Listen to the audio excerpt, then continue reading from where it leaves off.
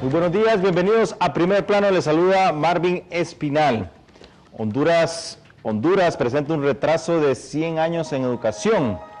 Esto pues lo registra un retraso de 100 años en educación respecto a las naciones vecinas de Costa Rica y Panamá, y el segundo lugar en analfabetismo de Latinoamérica. Según un informe del 2010 divulgado por la Organización de Naciones Unidas para la Ciencia y la Cultura y la Educación, UNESCO, y el Banco Centroamericano de Integración Económica, BCIE. Se estima que en el país unos 15.000 niños y adolescentes no terminan el año lectivo por la falta de empleo de sus padres, por escasez de centros educativos y los paros del magisterio debido a problemas con el gobierno. A pesar de que la tasa de alfabetización de Honduras ascendió del 68 al 80% en la década de los 90, el documento de UNESCO señala la necesidad urgente de mejorar el sistema educativo hondureño en materias como matemáticas o lenguaje. El porcentaje de aprobados es inferior al 47%, una tasa muy lejana al 70% exigido en los Objetivos de Desarrollo del Milenio, establecidos en el 2000 por las Naciones Unidas. En los últimos 3 años apenas se ha impartido un 50% de las clases establecidas en el calendario escolar hondureño, según otro informe publicado por la Federación Iberoamericana del Ombudsman FIO. Así que esta es la situación con el alfabetismo, que de acuerdo a un reciente informe del Atlas de Desigualdades Educativas de América Latina, son Nicaragua, Honduras y Guatemala los 3 países latinoamericanos más afectados por el analfabetismo en adolescentes. Ese informe, titulado Adolescencia y analfabetismo en América Latina, entre el 10 y el 14% de los jóvenes no sabe leer ni escribir en los 3 países centroamericanos citados. Este grupo de países plantea la situación de analfabetismo adolescente más extremas de toda Latinoamérica. Advierte eso que no es lo peor. Si el foco se centra en el área rural de esas 3 naciones, las cifras aumentan a entre 15 y 19%. El estudio profundiza en la realidad de estos países y realiza un recorrido por los espacios geográficos más pequeños, descubriendo que en el 25% de sus municipios con carencias más profundas, el 20% de sus adolescentes es analfabeto. Un adolescente analfabeto es un niño que no fue a la escuela o que si lo hizo tuvo un paso muy rápido por ella, y a su vez un proyecto de adulto que no tiene como horizonte probabilidades de inserción social ni laboral. Explica el informe que además hace hincapié en que el analfabetismo es un fenómeno organizado en la pobreza. En algunos municipios el analfabetismo supera el 10% y llega al 20, 30 y 40%, agrega el estudio. Argentina, Costa Rica y Chile figuran como los 3 países con la situación más favorable de la región, ya que el analfabetismo es bajo y no posee zonas en situaciones críticas. El promedio general de analfabetismo adolescente en esos países está por debajo del 3%, puntualizó el documento. Precisamente abordaremos este tema de la educación. Ya vieron este informe de la UNESCO que presenta cifras pues escalofriantes. La verdad, 100 años de atraso de comparación a países de Centroamérica, no a países superpotencias, que ya se imaginan cuántos años sería si lo comparamos a esos países. Pero bueno, tenemos una nota de Elisa Cano que nos va a hablar un poco sobre lo que ha pasado por parte del magisterio y los maestros en la semana pasada. Miremos la nota.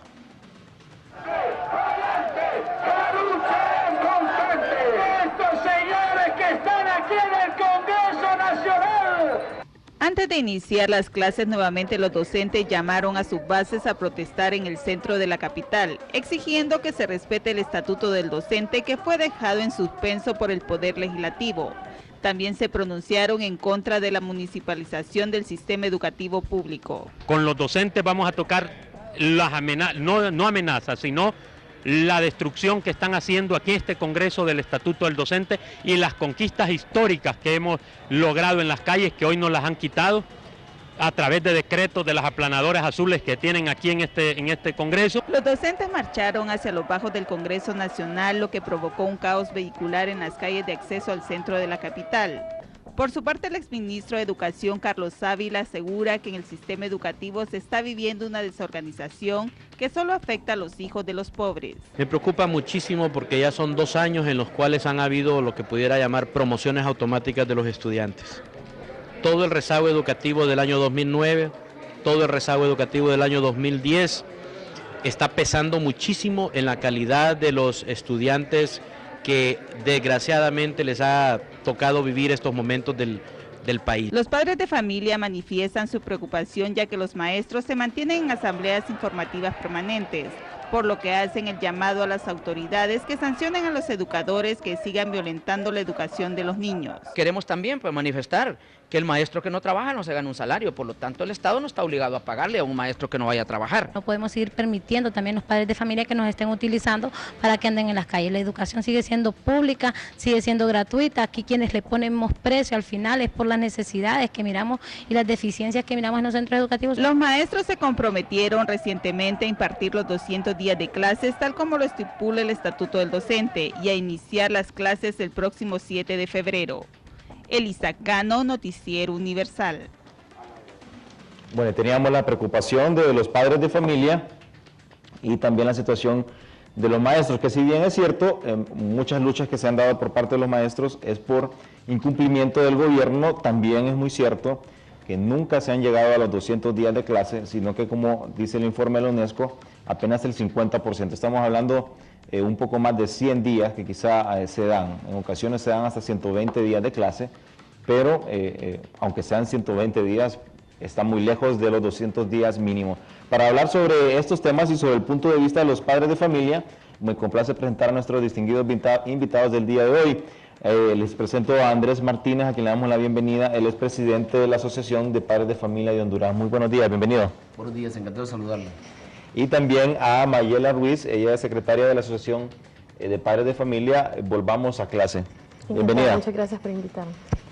Bueno, como ya hemos visto, Andrés, la situación que se da con los maestros pues preocupa porque ya sea por falta del gobierno, falta del magisterio o por ambos, los afectados son los niños, que ya vemos que tenemos 100 años de atraso en comparación a países de Centroamérica.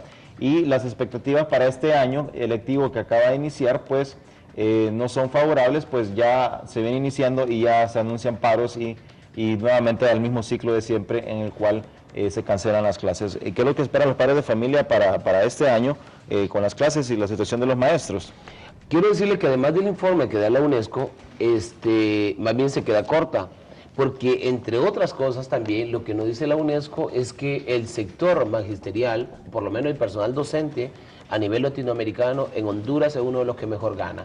El promedio mínimo anda más de $400, el que gana un maestro acá en Honduras, o sea, desde que inicia, se gradúa y entra a un centro educativo, llega a ganar un promedio de $400 como mínimo. Y luego los colaterales, que a medida va estudiando, a medida los sonajes y todo eso, al final termina ganando un promedio de 25.000 empiras. Sin embargo, nuestro país está en condiciones críticas, en unas condiciones en donde lógicamente amerita de la intervención de todos los sectores para poder buscar una verdadera gobernabilidad. Y cuando dice usted ¿qué esperamos? Pues esperamos entonces de que lo antes posible busquemos el diálogo, busquemos la manera para que estos señores se den cuenta. Yo no sé si es que no se dan cuenta, pero en la medida en que ellos anden en las calles, en la medida en que ellos anden agitando, en la medida en que ellos intenten disociar al país y buscar la anarquía, en esa medida seguirán ganándose el repudio de las grandes mayorías. Y nos preocupa sobremanera, ¿por qué? Porque nosotros ni nadie gana cuando el sector magisterial se distancia de los demás sectores, porque el maestro está para educar, el maestro está para enseñar, el maestro está para que dé el ejemplo a sus educandos y a la sociedad en general. El maestro es parte de las fuerzas vivas y como tal debe de comportarse. Y en este momento, desafortunadamente, no ha iniciado el año escolar.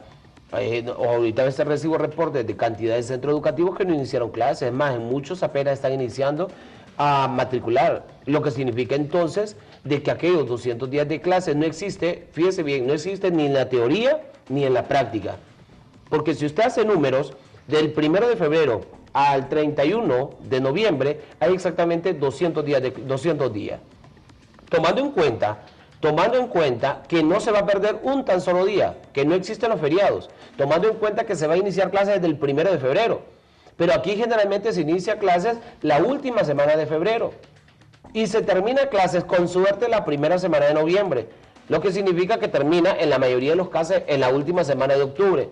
Usted ahí nomás tiene que restarle 7 semanas a las, si usted multiplica, por ejemplo, los 10 meses, lo multiplica por 4 semanas cada mes, le dan a usted 40 semanas.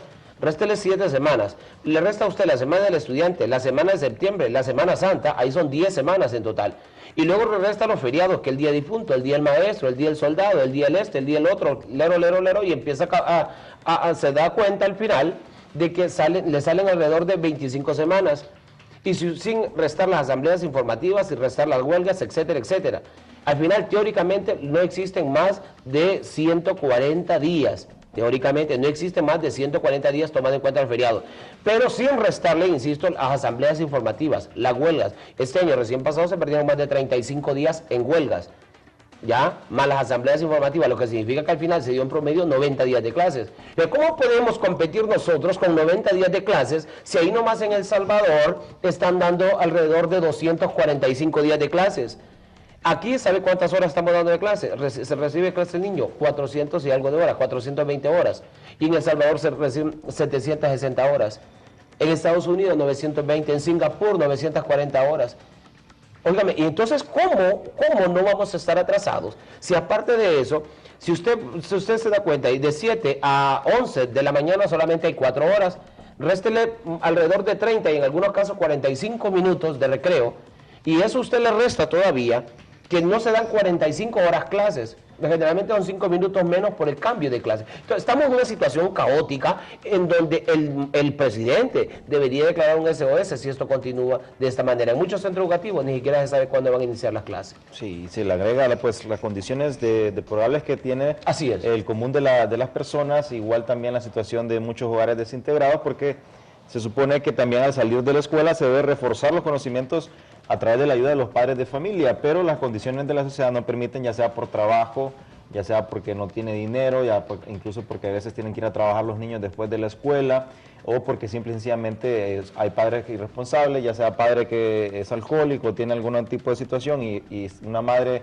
soltera la que está llevando las riendas del hogar, entonces todavía pues se va a la casa y no hay reforzamiento. Todo lo que nos estaba explicando don Andrés Martínez, pues lo tenemos aquí graficado, algo muy elocuente en esta caricatura del día de hoy de la tribuna. Miremos aquí la caricatura y vamos a ir rápidamente a hacer un enlace al aeropuerto de Toncontín con Alex Laínez, porque tiene ahí al subdirector del Instituto Hondureño de Seguridad Social, porque es importante también que nos informe cuál es la situación del Seguro Social antes de continuar hablando con la educación. Pero bueno, aquí tenemos la caricatura, como ven, está aquí el sol, que son 200 días de clases, y se pregunta, ¿llegará? Y se ve como una tortuga, los maestros, y dice huelgas, celebraciones, feriados, permisos, incapacidades, etcétera. Entonces, eso es lo que no sabemos, si se llegará a los 200 días. Vamos entonces a hacer el enlace a aeropuerto con Alex Laínez. Alex, muy buenos días. Muy buenos días, abogado Espinal y televidentes de Primer Plano. En estos momentos nos acompaña el subdirector del Instituto Hondureño de Seguridad Social.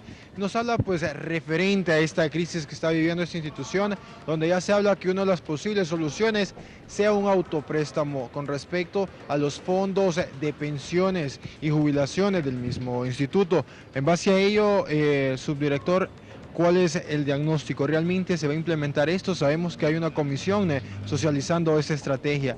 ¿Cuáles son las posibilidades de que sí se pueda tomar esta estrategia en base para que sea, pues, el seguro pueda salir y solventar esa crisis económica que está viviendo actualmente? Le escuchamos y le vemos en vivo para Primer Plano. Bueno, efectivamente, la institución ahora atraviesa por una crisis bastante fuerte, que ha sido también cíclica e histórica, pero que hoy se ha agravado producto de la acumulación de deberes y obligaciones. En ese sentido, la Junta Directiva ha venido trazando una ruta crítica para resolver la problemática de manera global, de manera integral, que inicia con el establecimiento del préstamo puente. Ese préstamo puente es jurídica y financieramente justificable y viene a beneficiar a IBM porque estaría recibiendo ingresos más allá de lo que otorgan los bancos. También continúa con el rompimiento de techos, que se está planteándose de manera integral, ¿verdad? Tanto en IBM como en EM y también la evaluación de riesgos profesionales, que son los 3 regímenes o 3 seguros, ¿verdad?, internos que tiene la institución rectora de la Seguridad Social en el país. Y también la idea es también sanear administrativa y financieramente la institución, buscando el pago de la mora, cobrando la mora y también la deuda que el Estado mantiene, y que la Comisión de Banca y Seguro está de acuerdo en que el Estado debe pagar eso de inmediato. Continúa, lógicamente, con la necesidad de una auditoría administrativa y también la necesidad de reformas a la ley del IS, donde se tomen en cuenta varios elementos nuevos que están planteados ahora en la palestra de la seguridad social del país. Subdirector del Seguro, don Héctor Hernández, con respecto a esto del rompimiento de techos, hay varias teorías donde una de ellas dicen que incrementarían el techo de cotización a un salario mínimo, y otra de las opciones sería que cada quien pagaría un porcentaje del sueldo que éste devenga. ¿Cuál de estas dos estrategias es la que posiblemente se implemente? Bueno, la Junta Directiva ha comenzado a tratar el tema del rompimiento de techos. Algunos han hablado también de la posibilidad de indexar en la movilidad del salario mínimo los techos de la seguridad social.